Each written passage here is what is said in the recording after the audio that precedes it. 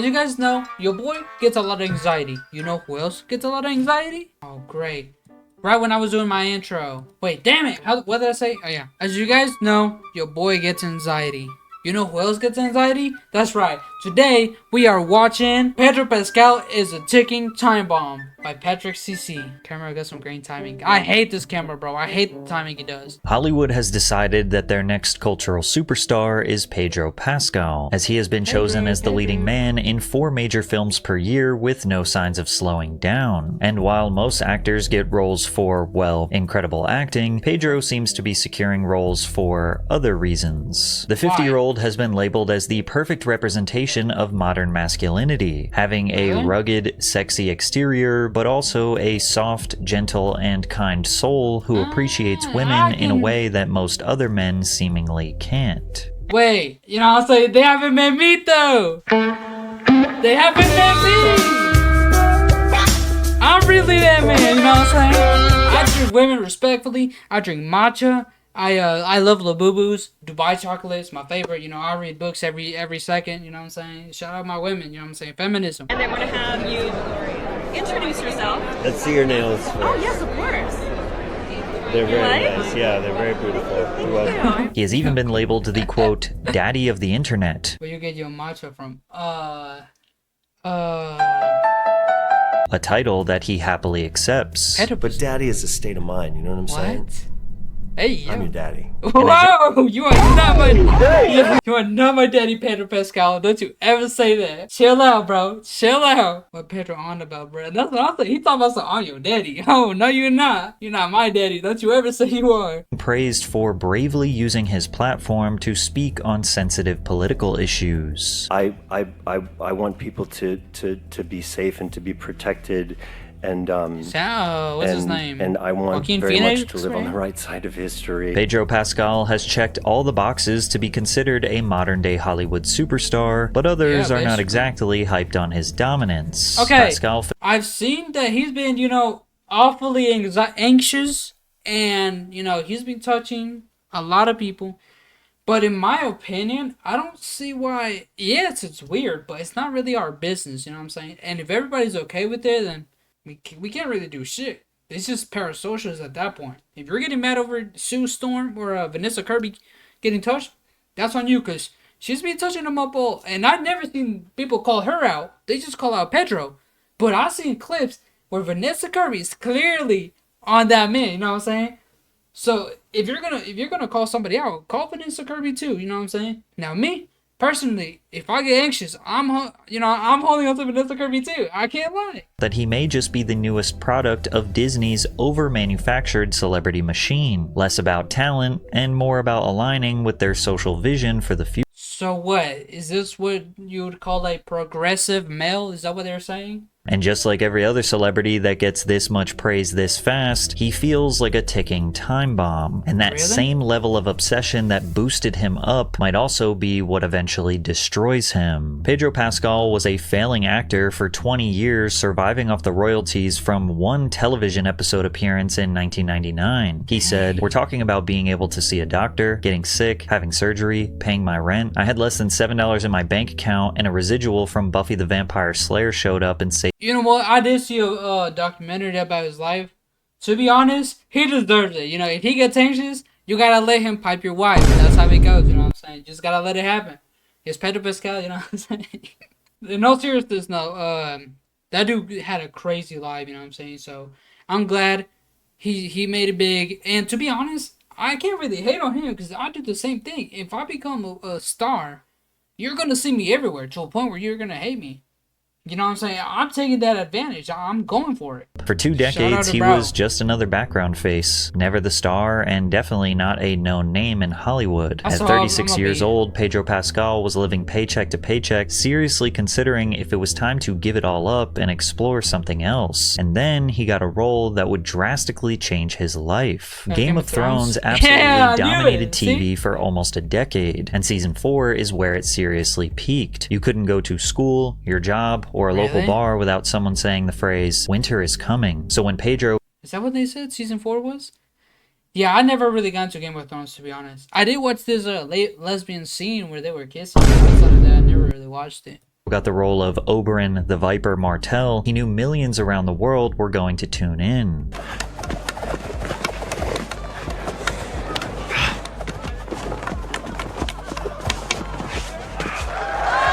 Now, much like the roles he secured in the past, this character was only going to last a few episodes. Before the audience could truly get to know the Viper on a deeper level, the Mountain, a massive and brutal knight, would manhandle him, gouge his eyes out, and crush his skull. But somehow, Pascal managed to turn this short appearance into one of the most memorable Game of Thrones episodes of all time. One of the best duels in the entire series. Loved Oberyn's confidence. It's been 11 years, I'm still recovering from this scene. However, it wasn't just this fight that fans loved. Pascal brought a natural charisma to the role. He pulled off a unique combination of elegance and aggression that perfectly fit the part, as well as the undertones of the character's sexual orientation without overdoing it. Pedro said, he was dangerous. I'm not dangerous, but I have a sharp nose. I will probably be playing bad guys forever because of my face. There was something so sexy about the character. I loved stepping into that fantasy. One of the things...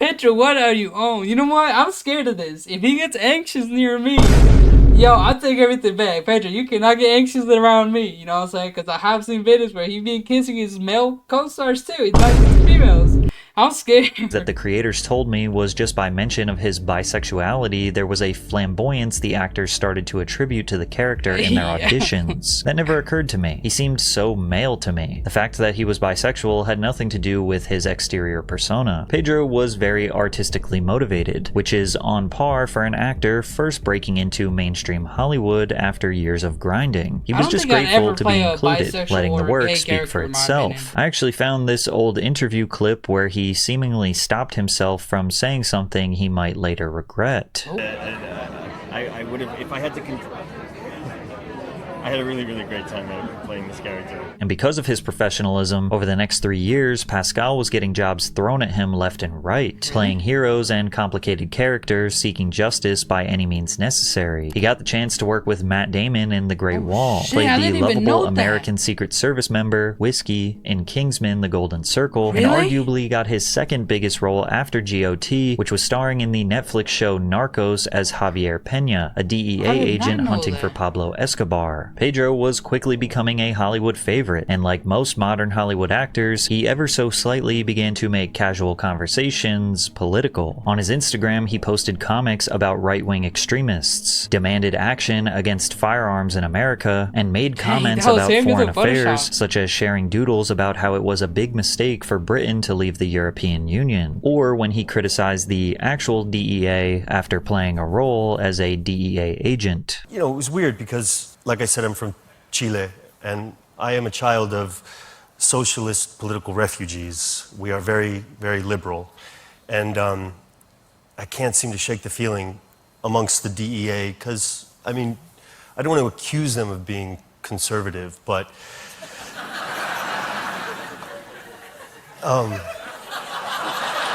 But he wasn't necessarily on an all-out crusade to associate politics with his work. He still... To this day, I'm still trying to find out why everybody, outside the touchy parts.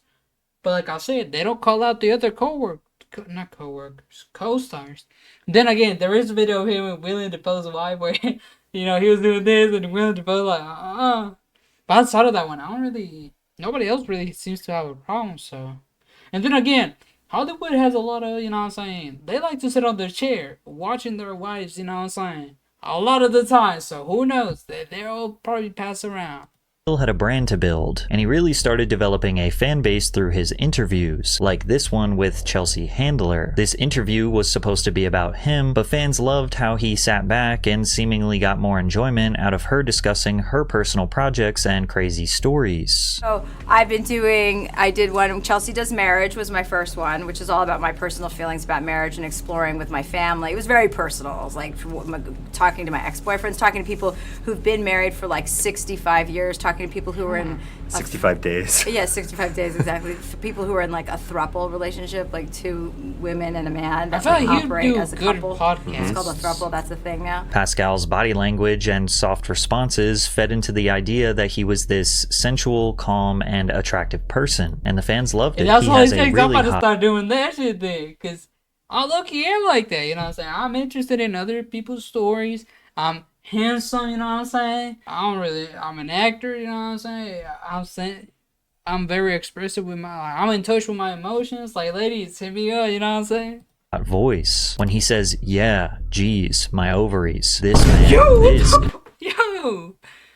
This is the type of glaze that gets me tight, though. Because why ain't y'all saying that stuff about me?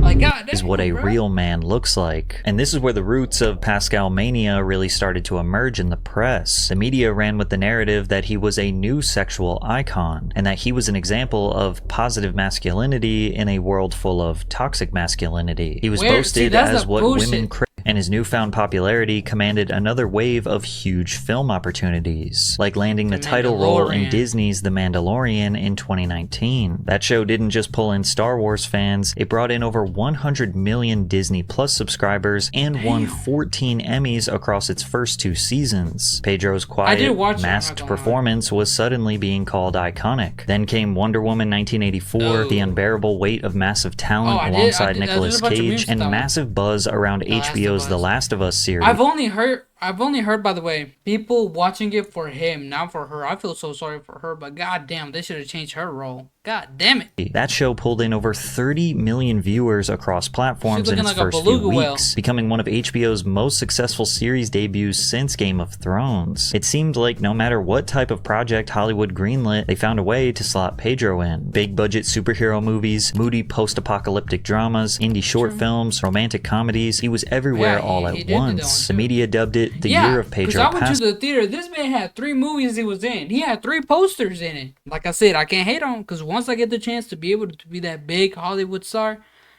you know what I'm saying, I'm big in everything. Maybe even throw in some adult films. By the start of 2023, Variety, GQ, Vanity Fair all ran features praising his rise from struggling actor to A-list star. He was being nominated for Golden Globes, Critics' Choice Awards, and there was even some Oscar talk surrounding his name. But I would be seriously lying to you if I said that much of fans' conversation surrounding Pedro was about his phenomenal acting. It was more about his image, what he represented, because Pascal had a few specific qualities that made him the perfect modern male superstar in Hollywood. Actors used to be slightly mysterious. They had odd personalities that gave them an interesting aura. Now they post themselves doing TikTok dances because, well, they're just like you, and they love TikTok, just like you. The modern Hollywood star is constantly trying to seem relatable and down to earth because social media has slowly dismantled the value of a celebrity. Social media has opened the door for actual normal people to have influence, to have fans, to make money by entertaining others. And it turns out you don't have to have this overly glamorous life to have millions of followers. You can just be a normal person with a camera and a good idea. It seems like Hollywood has taken note of this and wants all of the benefits that come with the appeal of a regular person with it. Yeah, but once they end up doing is they actually make it worse, because like The Rock, for example, he made 3 videos of him going to In-N-Out, and in all those 3 videos it's his first time. So what they did is the people see you more now, and that's how you build a base, like a fan base. But you also they use that as like a marketing now. The internet was just, you know, you sharing that stuff, doing your little dances.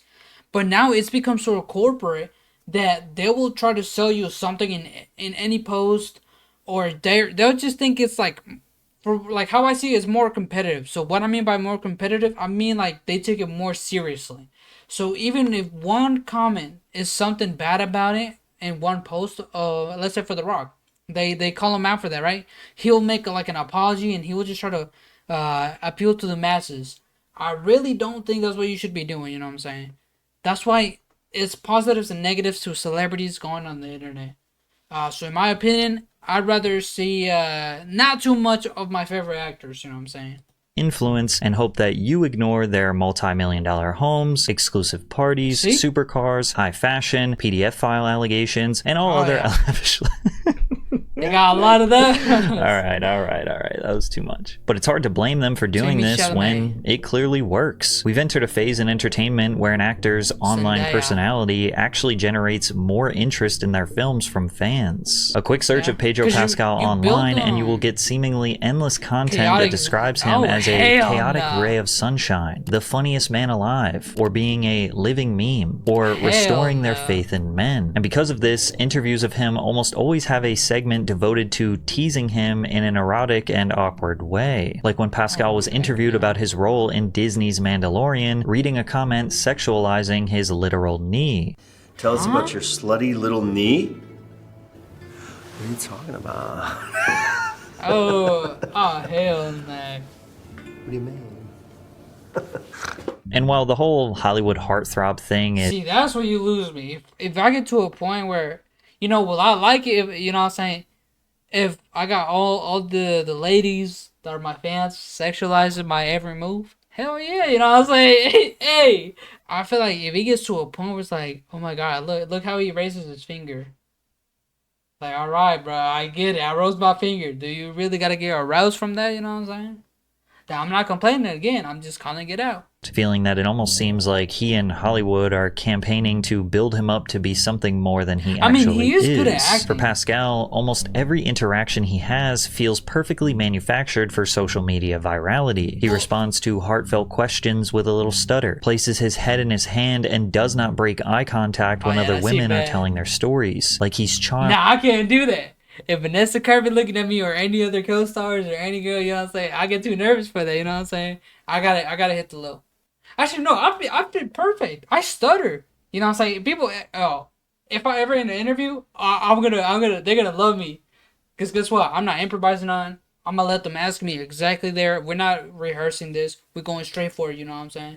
If you see me on interviews and you don't see me looking at the hoods, it's because I'm scared and nervous. You know what I'm saying? I'm gonna be the next sex symbol. And there are long compilations where he stops discussing his movies to take a look at the woman's painted nails. Oh, nah. You got what you got.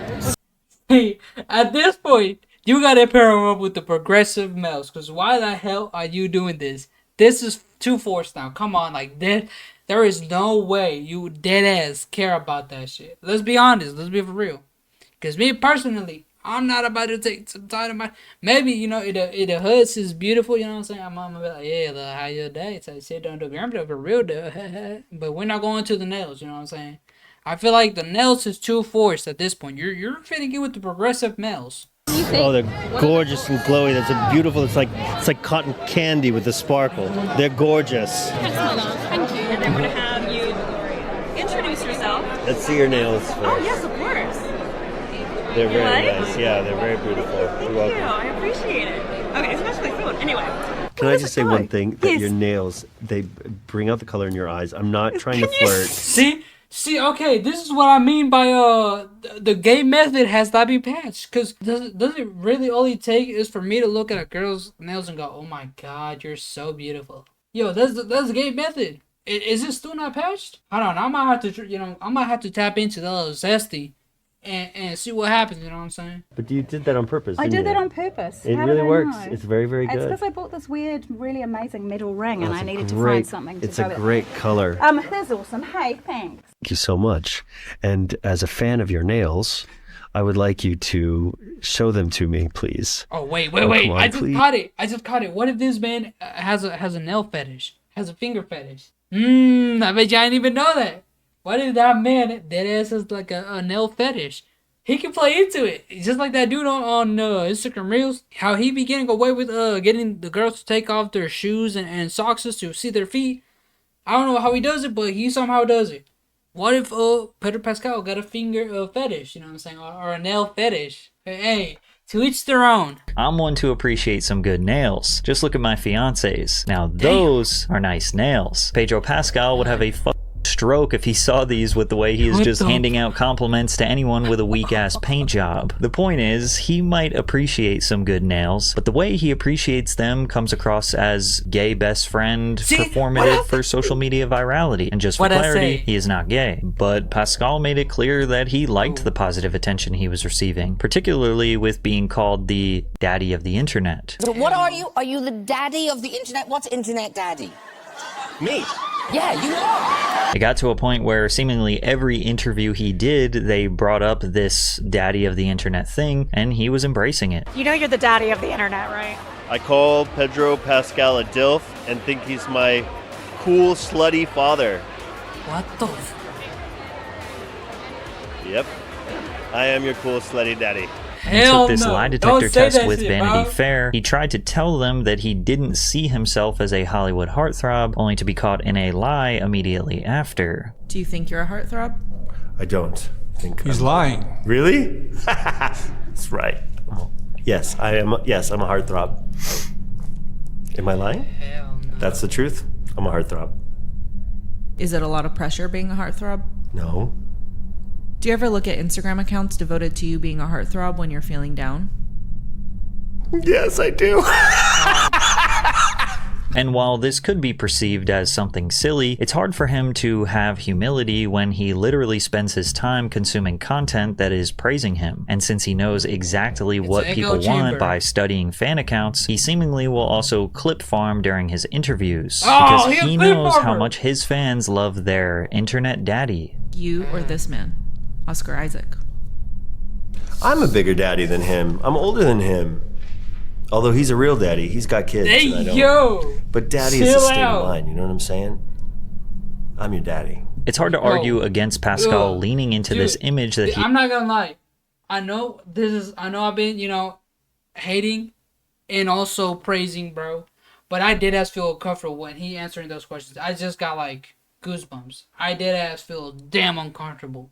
I can only imagine being near him. I'm not hating on bro, you know what I'm saying? Once again, he's a great actor. Shout out to bro. I liked him as Reed Richards in Fantastic Four. I mean, it's just smart business at this point. It but is. it starts I to can't beg the hate. question of how much is genuine and how much is performance for his mostly female fan base. Even Yeah. Pascal's obsessed and loyal fans felt like they were getting the "we must sexualize and obsess over Pascal" narrative shoved down their throats. One fan said, "It was cute at first, but I think reporters have taken it too far. It's a lazy way to try to get a soundbite. Interview him. Don't just talk at him about a kink and expect him to respond. I don't promote anything calling him daddy anymore. It's like Hey, you took yo. a bite of cake and thought it was good and now it's being smashed in your Yo, this face." is a But damn among his fly in my fans, room. this was not the popular opinion. The positive press was working, and Pedro quite literally started dominating Hollywood. Within a single year, he was starring in HBO's The Last of Us, which wrapped its record-breaking first season in March. Less than a month later, The Mandalorian premiered. That's 2 lead roles on 2 of the biggest streaming platforms in the world HBO running Max is simultaneously. great. Then he was I think it cast was as like Mr. Hulu. Fantastic in Yep. Marvel's Fantastic Four reboot. Full superhero franchise commitment on top of everything else. In between all of that, he took roles in Ari Aster's film Yep, Eddington, see? Ridley There it Scott's is. Gladiator sequel, Yep. the highly anticipated crime drama Drive Away Dolls, multiple projects filming back to back, overlapping press tours, award show appearances. At one point in 2024, Pedro was working on 4 different major productions at once, bouncing Holy between London, shit. Los Angeles, and Morocco. To put it into perspective, most A-list actors take on 1 or 2 major roles per year, 3 if they're Ooh, grinding. Pedro was crazy. attached to at least 7 confirmed film and TV projects between 2023 The and Wild mid-2025, and that's not even He did The counting Wild voice work or Robot? cameos. His agent even admitted in a Variety interview that they were turning down 10 to 20 scripts a month just to manage his Holy schedule. shit. And yet for fans scrolling through social media, it seemed like Pedro was somehow always available, always charming, always present in interviews, always asking about others' nails. He was being propped up as the cultural icon of the 2020s, and I personally witnessed the effects of that in real life. A few weeks ago, my fiance and I were eating lunch in this really cramped restaurant where all the tables were side by side, and next to us was a young woman who was finishing up her meal, and then the waiter came over and asked her if she wanted dessert. She said, "No, I'm saving room for popcorn at the movies," before saying that she was going to see Materialists. And the waiter was like, "Oh, is that the movie where..." And you could tell he tried to explain the plot, but he didn't really know like what the movie was about. As he was like stumbling through his explanation of the plot, the girl literally just cuts him off and says, honestly, I don't know what the movie's about, but I'm just going to see Pedro Pascal. And I was thinking about doing a video about That's Pedro the aura. Pascal, but that was really the moment where I realized that I had to, because I thought it was extremely interesting that a woman in her early 20s was going to the movies by herself on a Saturday, not because she was interested in the movie, but just because she wanted to see Pedro Pascal. And I can't help but feel like this type of notoriety in our modern social media climate is like a ticking time bomb. The longer Pedro stays on, because I feel like at one point it's all gonna come crashing down, and I feel like it's not gonna be his fault. It's just gonna be the fans that made him up to be this high person, and when it comes all down, it's gonna suck. I hope it doesn't happen, you know what I'm saying? Shout out to bro. Like I said, you know, I fuck with what he doing, you know what I'm saying? Shout out to bro. top, the more he risks becoming everything the internet loves to tear down. Overhyped, overexposed, and maybe worse, a fraud. And nothing will bring on the hate train faster than when an actor shifts the conversation from their acting to their political views. But the first indication of a shift against Pedro Pascal was when fans noticed he had a habit of constantly touching and caressing his co-stars, particularly when this clip went viral of him grabbing Vanessa Kirby's hand. Now, Pedro has said multiple times in the past that he suffers from anxiety, and whoever posted this video said that grabbing someone's hand will help calm his nerves. And even if this were not true, it's clear that Vanessa is consenting to this as she looks back and grabs his hand. Out of this situation, he definitely likes to grab women's hands, kiss hands, and maybe even run his fingers through their hair. Now, we don't know what types of relationships he has with these women behind the scenes. Obviously, we would strongly assume that they're friends, or maybe even more than friends. But if he was not this Hollywood heartthrob or exuding soft and safe feminine energy, they would call him creepy, or that he has where my hug at energy. And it's already starting to happen. This post went extremely viral of Pedro posing with the cast of Fantastic Four that read, "If I saw another man holding my pregnant wife like that, someone is getting a black eye and some broken teeth." To which I don't see the problem though. Is she, you know, he's holding her from here. Now is it crazy in the other clips where he's like dead ass holding the baby, like he's really the father? Yeah, but in my opinion, I don't think it's that bad.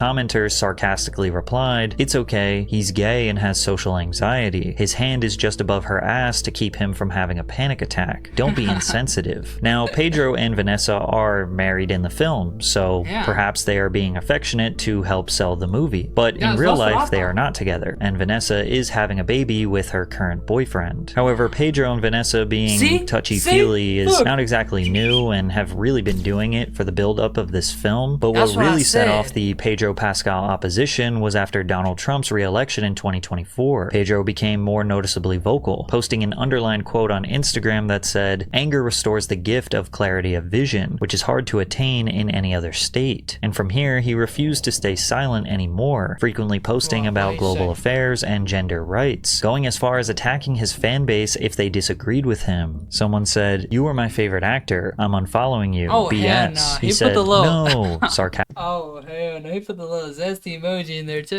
Another fan said, "Man, you were my favorite actors until this." He said, "That's too bad. Wait, no, I don't give a shit." And even though he was getting some pushback, he mostly was getting praised for unapologetically vocalizing his political opinions, specifically in support of his transgender sister, Lux Pascal. In April of 2025, the UK Supreme Court ruled that trans women should not be recognized as women, and one of the supporters of this decision was J.K. Rowling, who felt that feminism didn't apply to transgender people in the forms of sharing bathrooms and private spaces. On her yacht, she posted a photo. I feel like it's a hard thing to really, you know, I don't take what I say with, you know, seriously.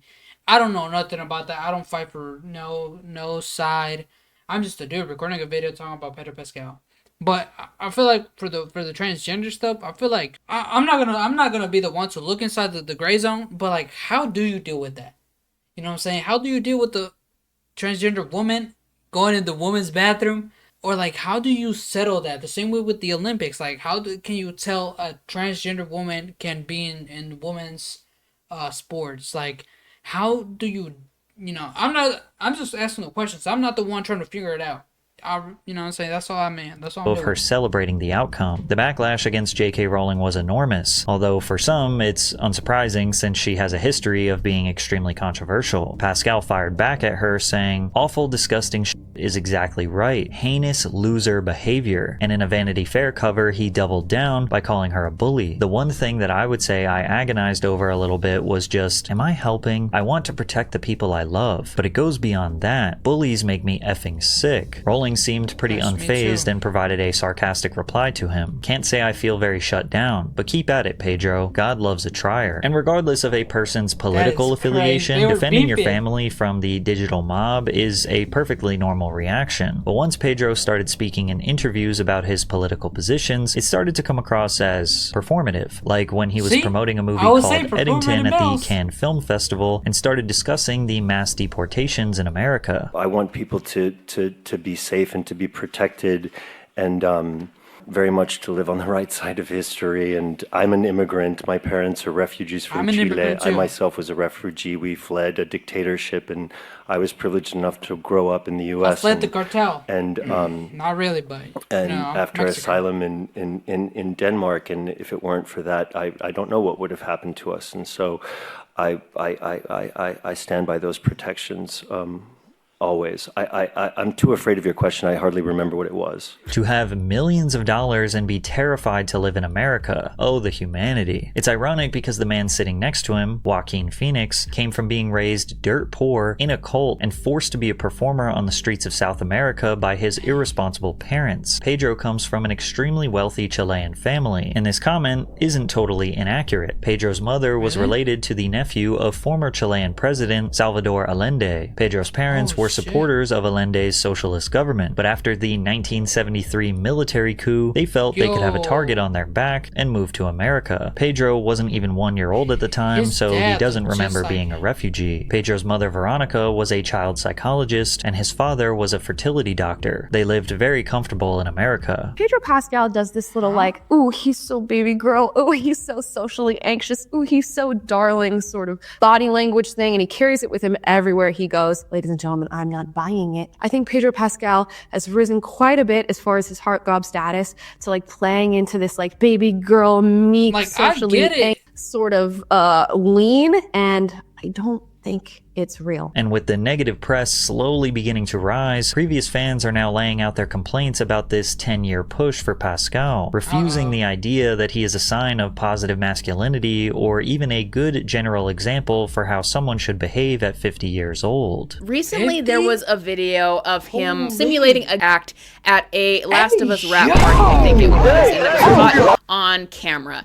Now, my problem with that is that Pedro Pascal is the leading man for a Disney family property, Fantastic Four. We also hear that he is going to be the leading man of Doomsday. You know, Robert Downey Jr., it's really his movie, but the heroic leading man is going to be Pedro Pascal. That's cap. Sorry to be a nerd, but that has been confirmed. He's not going to be the leading. He is going to be crucial, though. Sorry, I had to nerd out. I just had to correct her. And I don't think that that is appropriate to do publicly when you are supposed to be the face of this family brand all of a sudden. Even ideologically aligned right. news outlets like The Telegraph have started to change their tune, from overwhelming support to posting headlines like, "The star who could have Hollywood at his feet if Disney can get him to shut up." There's even been a phrase developed for this situation. It's called Pascal fatigue. Now, it is evident that the people who are sort of loudly rejecting Pedro Pascal's dominance are mostly right-wing or the anti-woke Hollywood crowd, but even neutral parties can recognize that he is just kind of a status quo Hollywood product. He is the safe option. A little bit of everything. A little bit of color. A little bit of talent. A little bit of class. A little bit feminine. A little bit masculine. You get the idea. He is the soft beige wallpaper that offends no one but is considered dull by everyone. But even though Pedro Pascal is the safe option right now, I can't help but wonder if that ticking time bomb is about to detonate, because as we have seen time and time again, actors who constantly make their politics the central focus always end up pushing it too far. One wrong post, one bad interview, one poor choice of words, and all that same fan base that have been praising him for years will turn on him in an instant. As one person said perfectly, he has the aura of incoming allegations, and hopefully that's that's not crazy. Incoming allegations is crazy. true. Hopefully he is just another actor who's passionate about their impact on the world. But I think there is one thing that we can all agree on, is that we don't need Pedro Pascal to be a leading man in 9 films a year. I mean, shout out to bro. Like I said, if you get the opportunity, I'd be taking it. Anyways, that is the end of the video. That was a good video. And yeah, you guys let me know in the comments what you guys think about Pedro Pascal and, you know, what he says. And if you guys enjoyed, make sure you guys drop a like and subscribe. We're really close to 220 subscribers, so if you guys can help with that, you know what I'm saying, thank you. And I'm gonna see you guys in the next video. Goodbye.